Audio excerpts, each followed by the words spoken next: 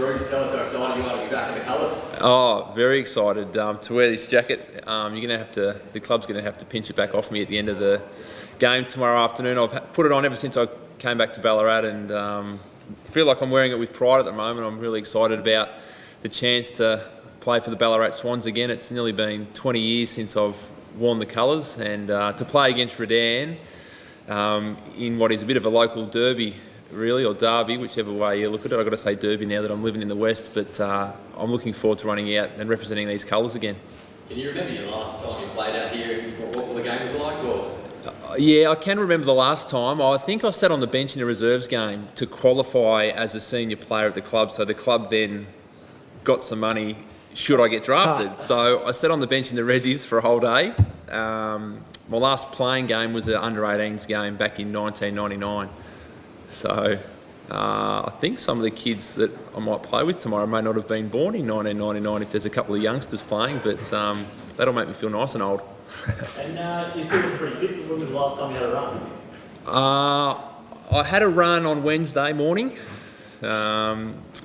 I've only been out of the game 7 months, so I haven't had too much time to get unfit, and I do enjoy running, so I've been running every couple of days. I did a fun run in Perth a couple of weeks ago with my wife, and that might be a new thing to keep me fit, is to do the odd fun run. But no, I enjoy fitness, and doing football or playing for 17 years means that I like that lifestyle, so I think I'll be fit forever.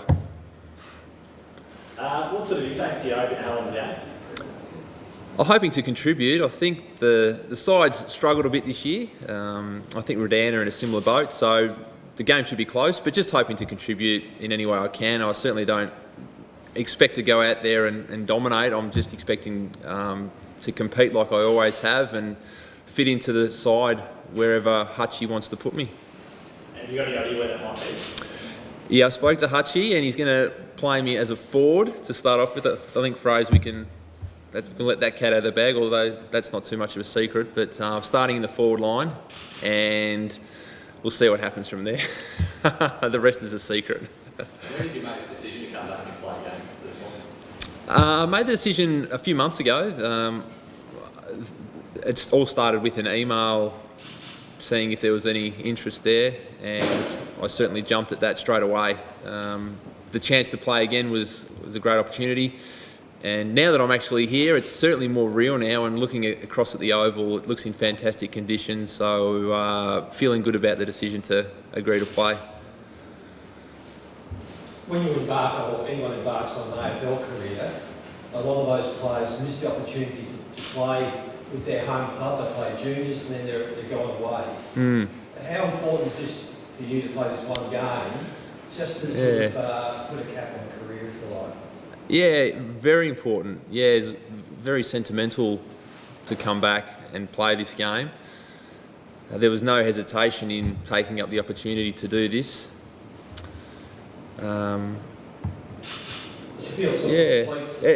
does. It's a good way of putting it, and I had a few opportunities, and I'm going to play a couple other games after this one, but I wanted this one to be my first game once I'd finished my career in the AFL.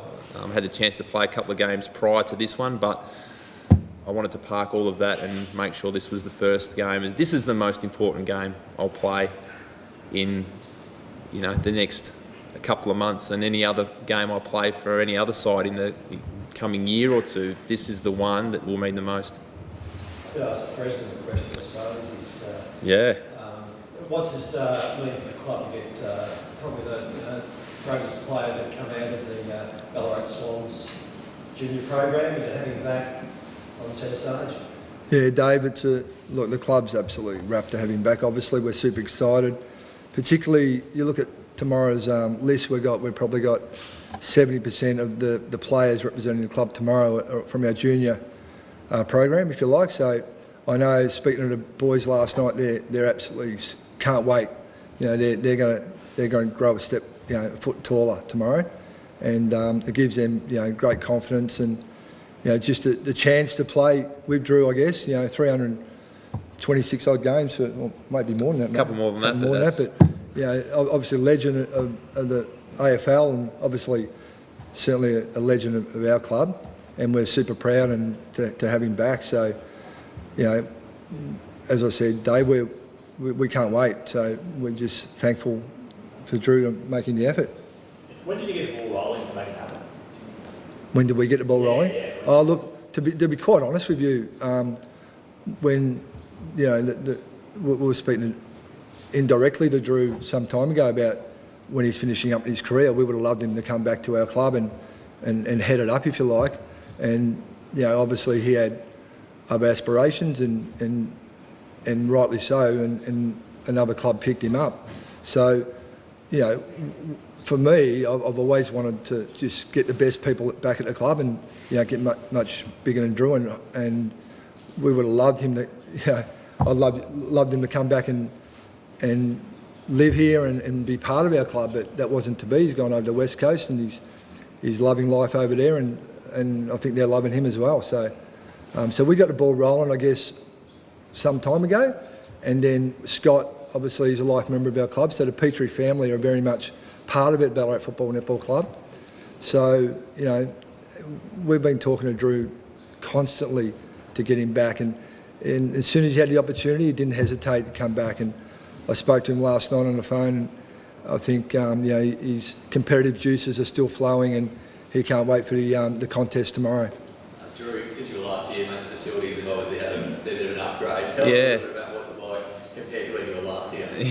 Yeah, the surface looks outstanding. I mean, when I was still playing football here, the centre square was just mud. There wasn't a skerrick of grass on that whole area, and you'd go home from training of a night and you'd want to be as muddy as you possibly could, much to Mum's disappointment. But the facilities are fantastic, and just hearing about the amount of juniors at the club and the other sports that are also in this precinct here at Alfredton Oval is just really impressive to see what the Ballarat Football Netball Club has done, but how they're engaging with plenty of other sports and community groups in the area.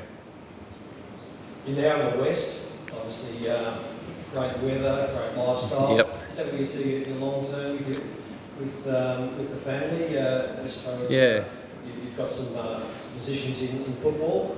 Yeah, it's well, part of the move to Perth was just to do something different in life and go on a bit of an adventure. So we're still in that honeymoon period of the move, still really enjoying all of Perth's beaches and the lifestyle that it presents. But my wife and my 3 kids have really enjoyed the school community, which we're a part of now, and our neighbourhood's great, and everything has aligned so well. We feel really welcome there. So I won't say the long term, but certainly for the short term, we'll be staying put in Perth. And while the club is happy with what I'm doing from a work point of view, then we have no reason to move. And the weather will be helping. That side, that playing side of things and development and Yeah. coaching and that side of things. It is.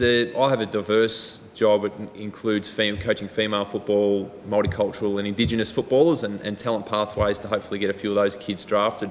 So that position is great. It gives me some involvement out on the footy field, but also in the office learning some skills in organising things too. So that's a great job, and I do enjoy that development side of football.